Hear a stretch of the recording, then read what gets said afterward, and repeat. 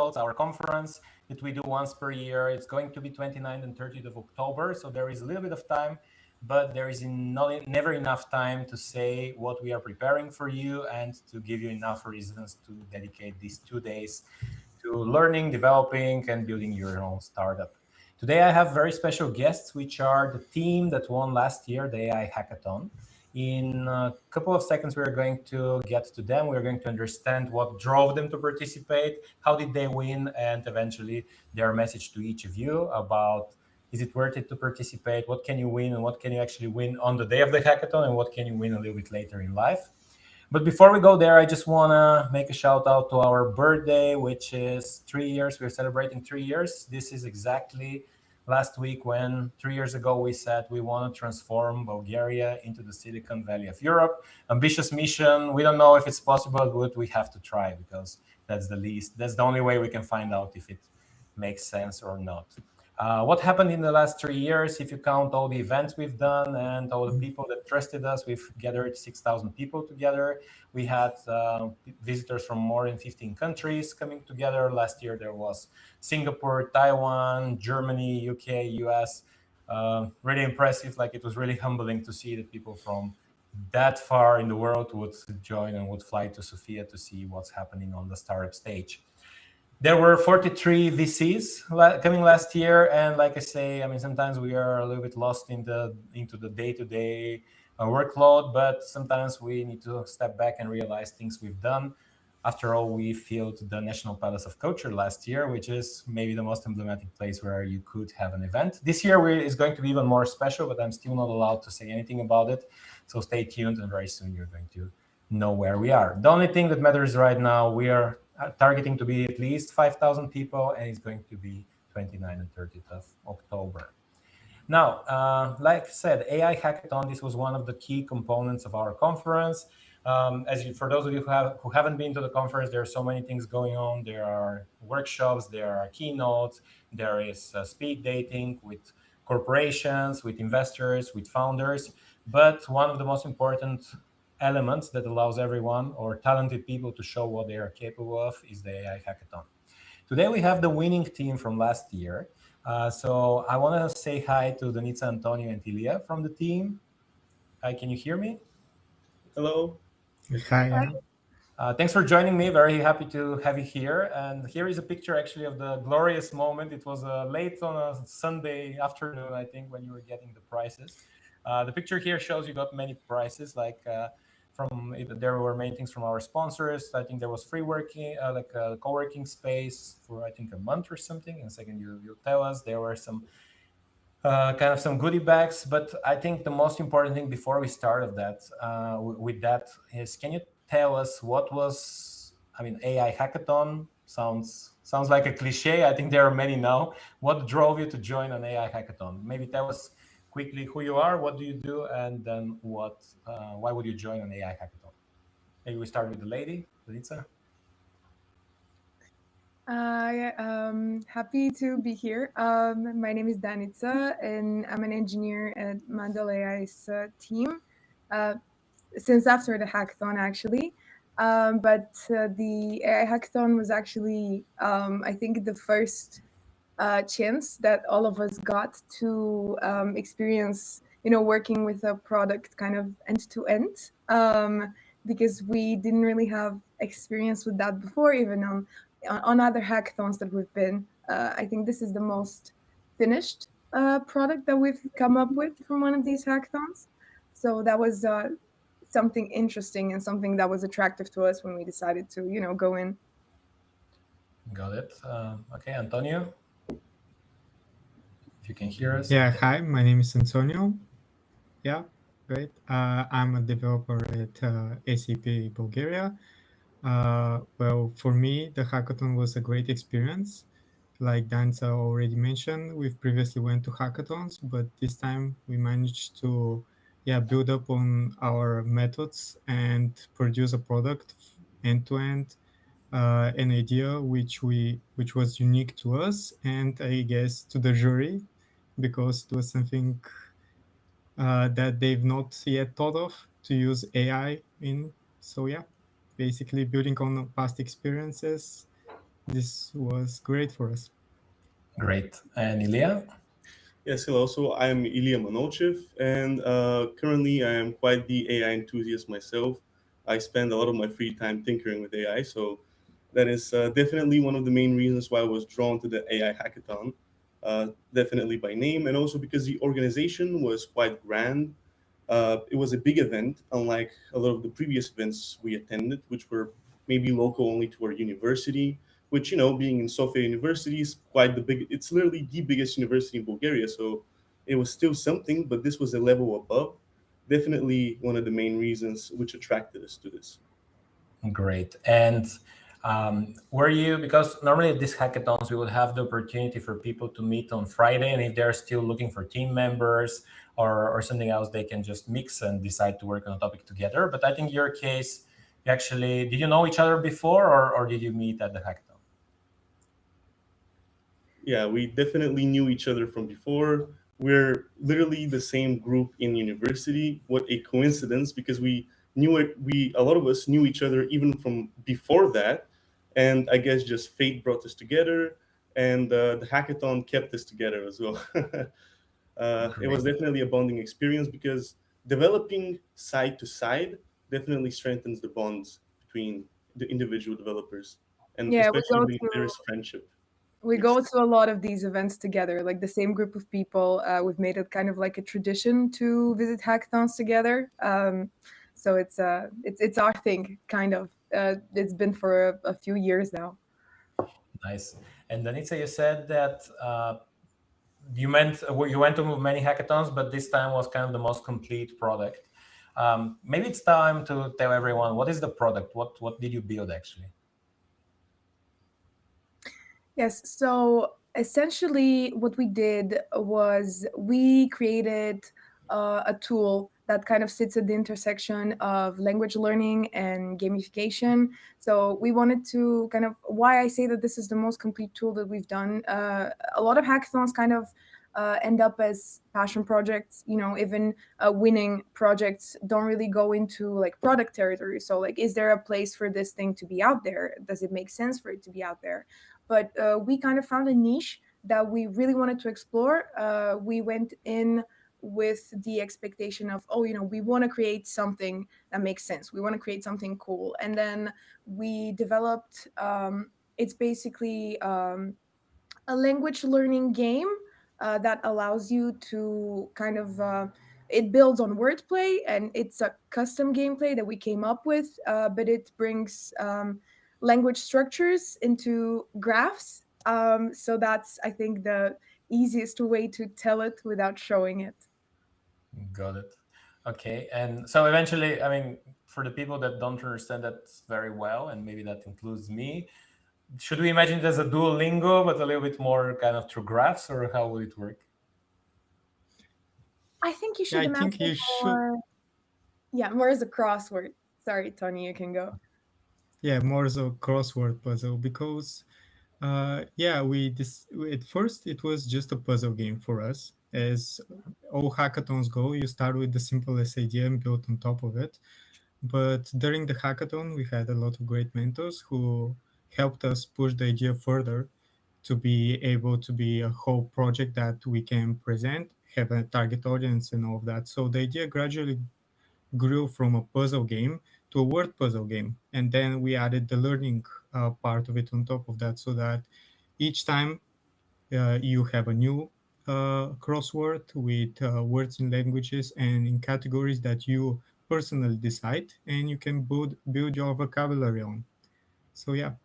Yeah, it was definitely a very game first approach, but the language learning is in no way secondary. It's just that the game approach we think is the best for our users and the user experience.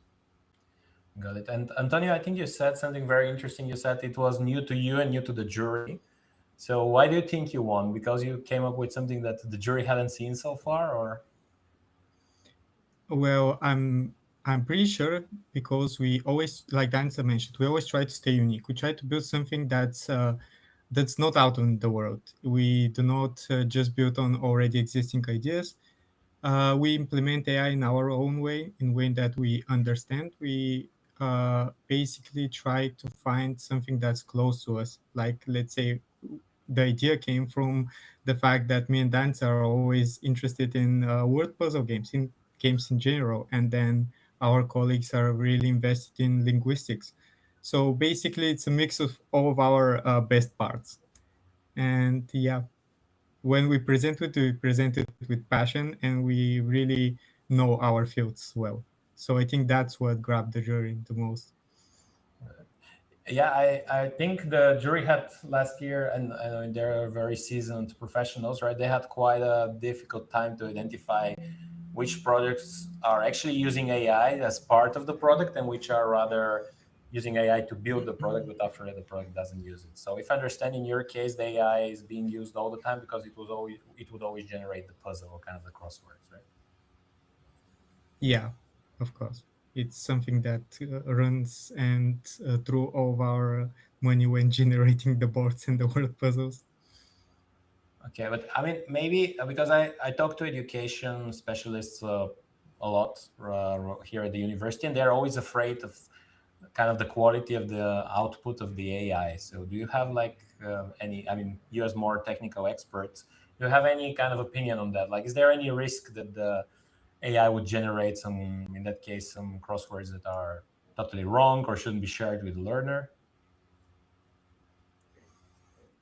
There's always a risk with these things, but I think we've managed to mitigate it very well. We've implemented a lot of prompt engineering techniques.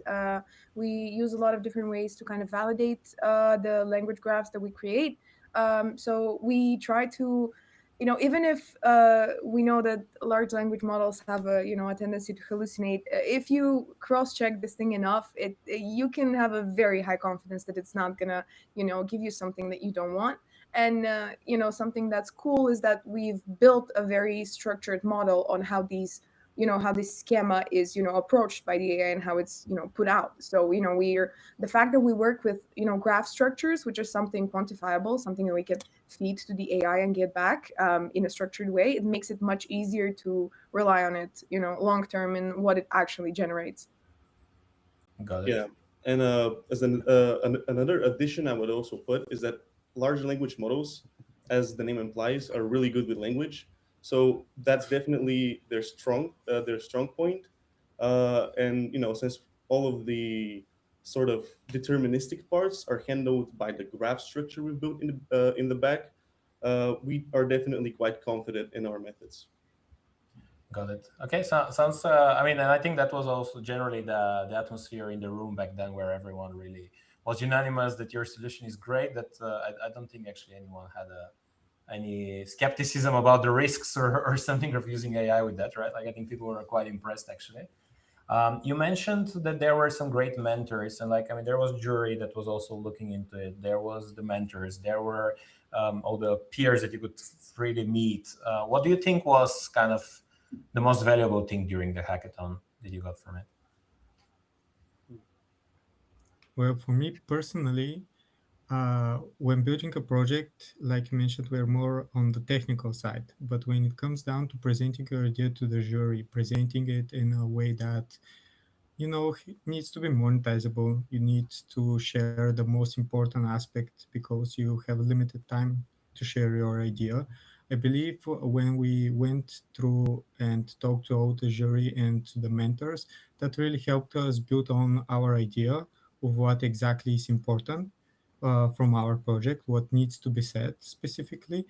And that pretty much helped us a lot during our presentation because we were hardly focused on stuff we already repeatedly talked through with all our, yeah, with everyone we there. we iterated a lot. The mentors were absolutely invaluable in that because the point wasn't just to have something technically impressive. The point was to have something that works and that was actually usable.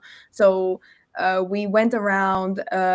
We kept asking like mentors to use the app actually to see like, okay, is it easy to use? Do you understand what it's doing? Do you like what it's doing? Would you actually use something like this? And after we received some feedback, we incorporated it, and then we went back, and then we received more feedback, and it was kind of the thing that actually helped us create something, not just build a project, but like build something that works.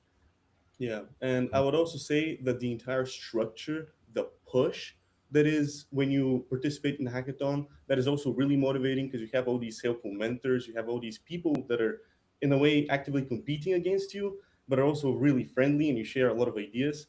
I think that definitely drives us forward, and it's also why we got the results we got. Great, great. I'm really happy to hear that, and really happy to hear about the collaboration there was within the teams. Okay, so I mean, from what I hear, great product. The jury loved it. Everyone loved it, right? It was amazing what you built. And you said from all the participations you've had in previous hackathons, this would have been the most complete product that you would come up with. So I guess everyone's curious right now. So what happened with it? Is it now there to buy? Can people use it? Did you launch it? There is a draft. We went through a lot of consideration over it. We worked on something, then we scrapped it. We actually released a version of it, but we didn't like it. So there was a lot of back and forth. But lately, we've been meaning to, make something more meaningful out of it, and we've been working very hard on that. I can't reveal anything quite yet. Okay. But we've been looking into opportunities to make this into something long lasting. So yeah, you can definitely expect development on this project. Maybe it will even come out for the conference. Okay, yeah, maybe that's a great place to present it, right, with the winners of this year's hackathon. Yeah, we're also in no rush because we want to have a very complete product.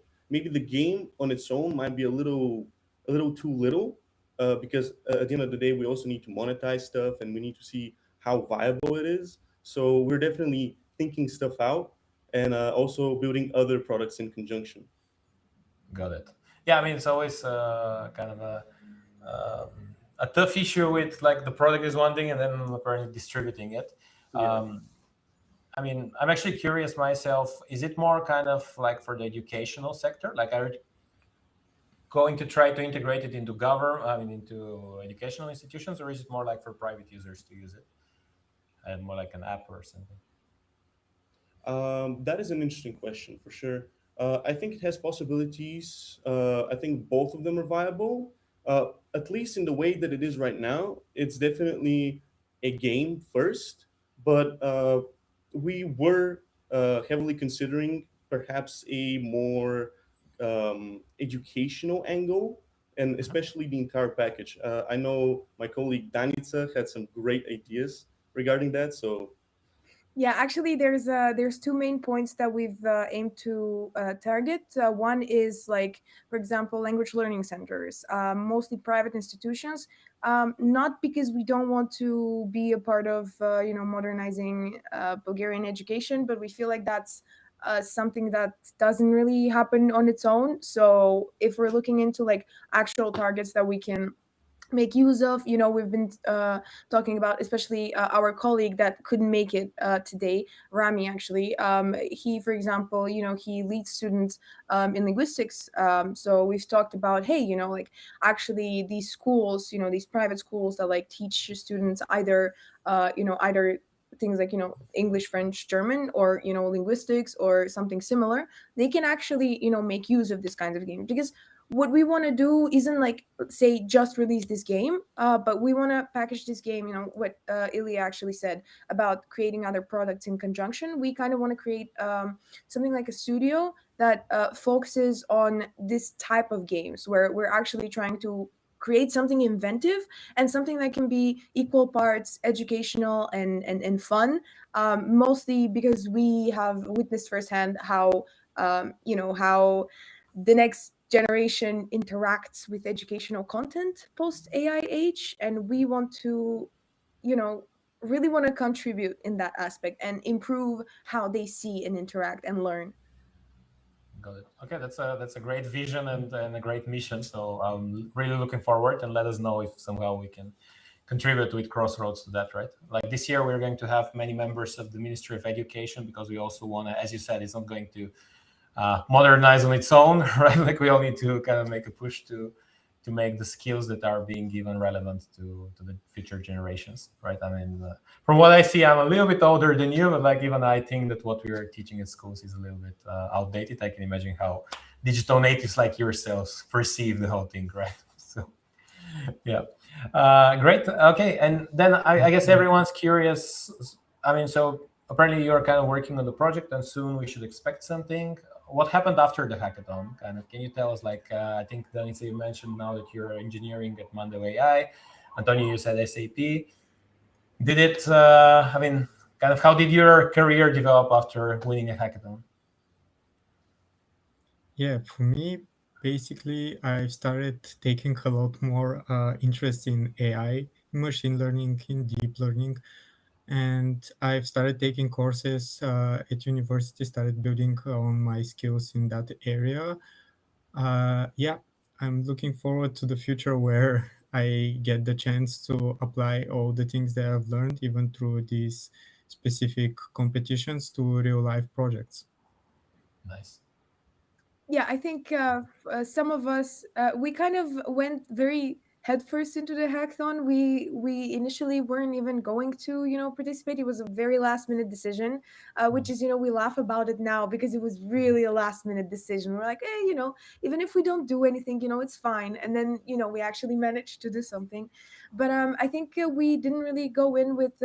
That much, like we had like one of our teammates was more experienced in AI, and then the rest of us were more leaning full stack developers.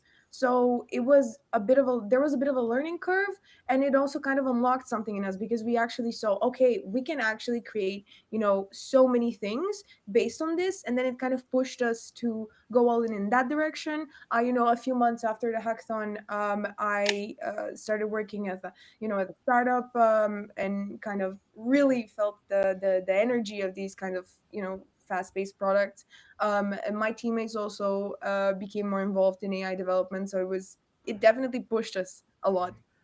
Yeah, Nice. and combining what my colleague said, definitely. I'm just head first into AI, seeing all the amazing things we could do, and we did. I mean, the sky's the limit. So I would also give that advice to everyone else. Definitely ride the wave. Yeah, that's what I was going to ask next, actually. So everyone right now, because I mean, you're quite accomplished with great backgrounds in technology and so on. The hackathon is in October, so there is time. Actually, I can even show the date will be the 2nd to the 4th of October. What do we say to everyone who is still maybe not quite knowledgeable about technology? Maybe they are a little bit more on the strategy side, on the business side, on the marketing side. What would be your message to everyone who is wondering, should I join a AI hackathon or not? I would say do it. I mean, as my colleague Danitsa said, it was a last minute decision for us, and it worked out great. So you never know. If it worked out for us, why wouldn't it work out for you? I would add that I think it's incredible that business professionals have a chance to using AI spin up MVPs very fast, and I think that a lot of professionals who have really great ideas but don't have the technical coverage are now super excited to be able to put something out there. But do bring a technical colleague with you because there's a lot of trapdoors when it comes to technology. I would just that would be my advice. Go in, go all in, but do bring a technical colleague just so you have someone to rely on when something goes wrong, because it always goes wrong. There's we're very far from AGI yet. Okay, yeah, the one you mentioned, like prompt engineering, I think it could sound scary to many people who haven't done it so far, right?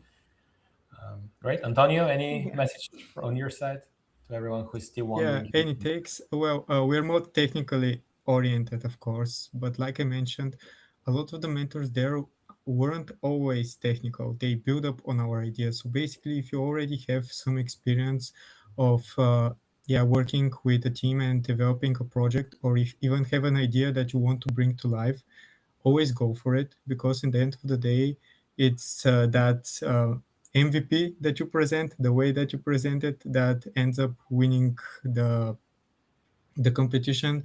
And of course, you end up learning new stuff. So even if you are not that technically oriented, you might end up learning something new, something that would help you in the long run. Amazing. And yeah, I feel like after this conversation, I feel like kind of this hackathon really kick-started you into the AI world, right? And made it even like a little bit. I mean, you had apparently the background and the expertise even before, but like it really kind of sparkled your curiosity, right? Yeah, it sparked our curiosity and it gave us confidence. Really important. Confident. Yeah, that maybe that's the most important thing. Like winning a hackathon eventually should definitely be a confidence booster, right? Yeah, yeah. And we're trying to share some of that confidence with other people because we went in with very little confidence. I mean, we had some confidence, of course, because we won previous hackathons, but this was a level above. And, it wasn't very premeditated. So, in a sense, things can happen. Why not go for them? And I would say, even if you don't have a team like us, because we were a team from before, there are many great people who've come all solo, and you could team up, and you could even find a technical guy like us. Maybe some of us will be willing to accept, another colleague in. Why not? And we could make an even greater team, make even greater products. Right. Well, I mean, unless you really want to participate this year again as a team, I'm thinking actually bad news is that people will not be able to join your team because this year you invited as special guests during the hackathon and during the conference to tell us the story. Mm. And ideally present what we just said. Maybe will be coming up a little bit later this year, right? So you'll be our special guest at the ceremony, but I guess at least you could be the mentors. So if someone wants to tap into Oh, your knowledge and expertise, that will be We would certainly love great. to. okay. Yeah. We So would love two to. I dates think to I feel like we can. sorry, Danitsa, I think I talked over you. I didn't hear. Sorry. Yeah, no, that's okay. I just wanted to say that I feel like all of us are really excited about giving back and like all of this experience that we have with hackathons. We would love to. We'd love nothing more than to pass it along. Amazing. So the two dates you need to save. Actually, there are four dates if you think about it. 2nd to 4th of October and 29th and 30th of October. So hackathon 20 to 4th of October and the say the day for the conference 29th to the 30th. Why is that? Because this year we have a new strategy. The hackathon will be happening before the conference, not during the conference. Why? Because we want to work with mentors with each of the winners or each of the startups that want to continue after the hackathon and prepare them to pitch in the pitching competition during the conference. Why? Because there is a pitching competition that allows you to go to the US. The winner from last year is going to San Francisco now to pitch for 1 million. Last year's winner got 5 million investment. So I think it's a great opportunity. And we want to give a chance to all the teams that are joining the hackathon to have 3 weeks. It's not a lot of time, but it's also, I think, enough to regroup, to rethink their business, to come up with the business model, as Antonio was saying, also with the presentation part, how do I convince investors, and then to be able to pitch in the conference. That's why I'm saying we'll definitely need your help at both events, right, during the hackathon, during the conference. And I hope that this will help us to find even more stronger teams with great products, and in very quick time we'll be able to convert them into startups that get 1 million at least in investment, right? So thank you very much, guys, for joining me today. I think it's really valuable, everything that you shared. I think many people who are watching now or who will be watching till October will make up their mind to join us in person. So I highly appreciate that. Also, your willingness to give back. And like I said, we'll definitely take advantage of that during the days of the hackathon, during the days of the conference. All the best with your endeavors, with learning the AI, mastering the AI, and launching the product. And we'll see you in October. Thanks again for the opportunity. Thanks for Thank you. having us. Yeah. Thanks for having us for sure. Thank you, and I'll see you very soon. Great. So we continue with a Bye. couple of announcements. Thank you. Bye. Like I said, 2nd to the 4th of October, that's Friday, Saturday, Sunday, and then 29th and 30th of October, that's the conference. This is for Thursday, Friday. So why are we doing that? Because we want to have the hackathon, the winning teams. We'll have 3 weeks. We're going to dedicate a mentor to them, actually an entire month if you think about it.